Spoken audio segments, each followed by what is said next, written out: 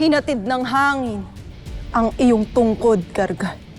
Isa ka palang walang kwentang bathala.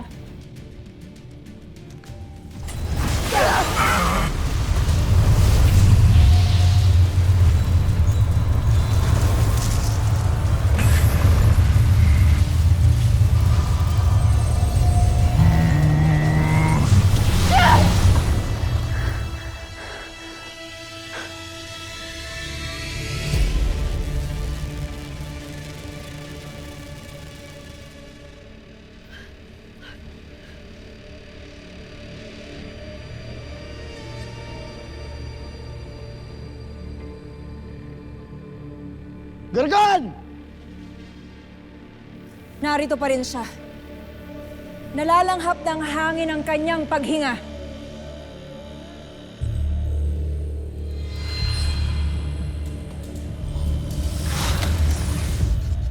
Nandito siya! Terra!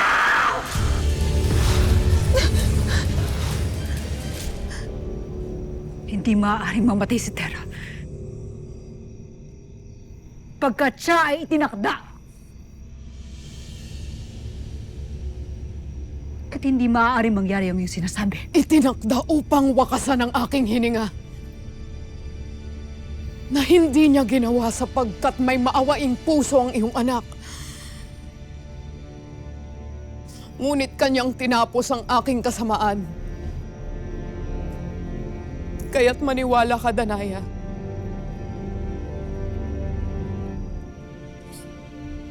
Ibang mitena na ang kaharap mo ngayon. Kung totoo nga ang iyong sinasabi, bakit parurusahan ninyo ang kabutihan ng aking anak? Kung tunay ngang siya ang itinakda, bakit hinahayaan ninyo ni Cassiopeia na wasakin ang buhay ng aking bunso?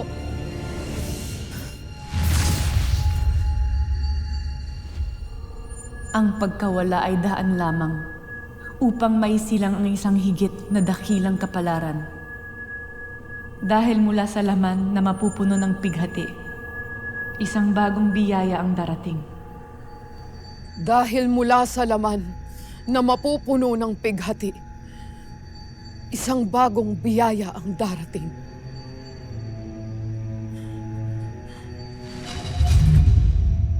At anong biyaya ito?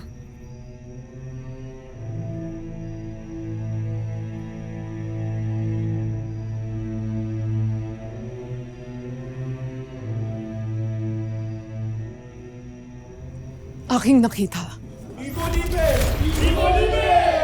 Ang isang pagdiriwang sa palasyo ng Lireo, kung saan masasaya ang lahat ng mamamayan at mga kawal. Hindi ko batid kung ano ang kanilang pinagdiriwang. Ngunit isa tong magandang pangitain. Nangangahulugan ito na may maganda at masayang bukas pa para sa lahat. Kaya't maaaring madaig pa ni Terra si Gargan. Sapagkat hindi ko makikita ang magandang pangitain na ito kung hindi. Tiyakin niyo lamang sa akin ni Cassiopeia na hindi mawawala sa akin ang aking anak. Dahil kung pati si Terra ay mapapaslang, ay mararamdaman ninyong lahat ang puot ng isang ina na laging naging matapat sa Encantadia.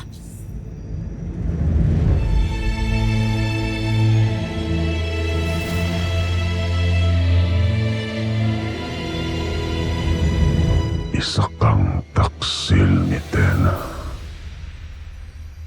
Tana Krishna.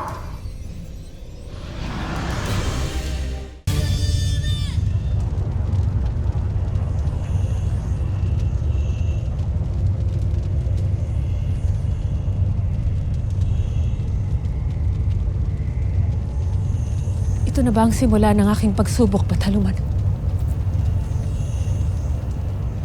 Pagmasdan mo ang nasa iyong harapan, Perena.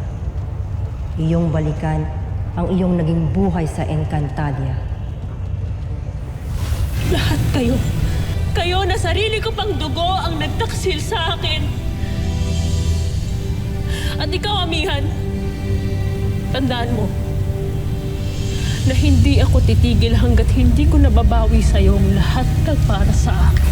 Hindi lahat ng kaaway ay lumalaban ng harapan.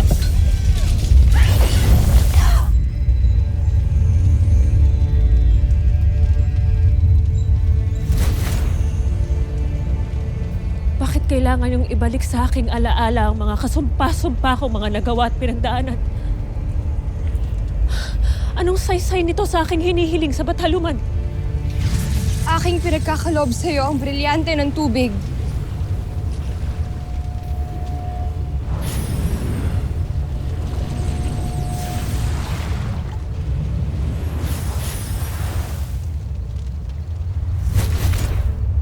Ganito rin ang aming pinagdaanan dito ni Arde, Perela.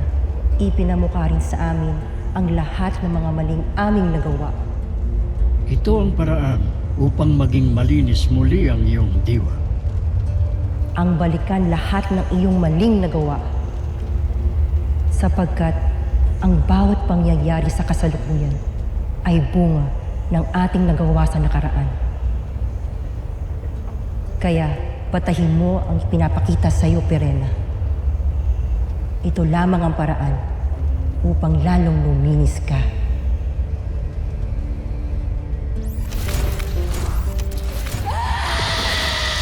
Isa kang kasumpa-sumpang kapatid!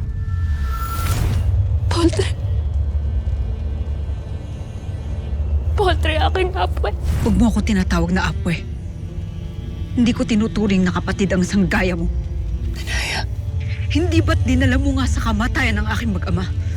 Ang bawat pasya at pagkilos rin ng ating ginawa sa nakaraan ay hindi lamang sa ating sarili na kasugat, hindi maging sa ibang nilalang. Lalo tayong lahat ay magkakalingkis at magkakarugtong.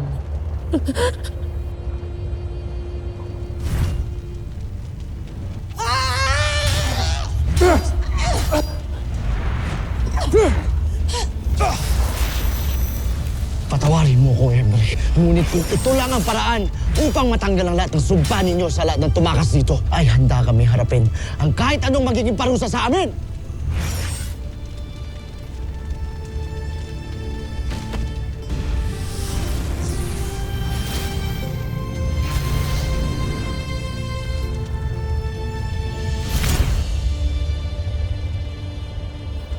Ang aking asawa. At si Akil.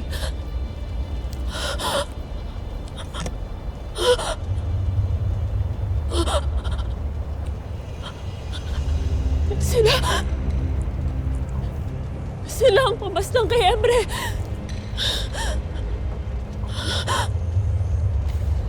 Pagpaslang na dahilan kaya nakakawala si Gargan sa kanyang kulungan.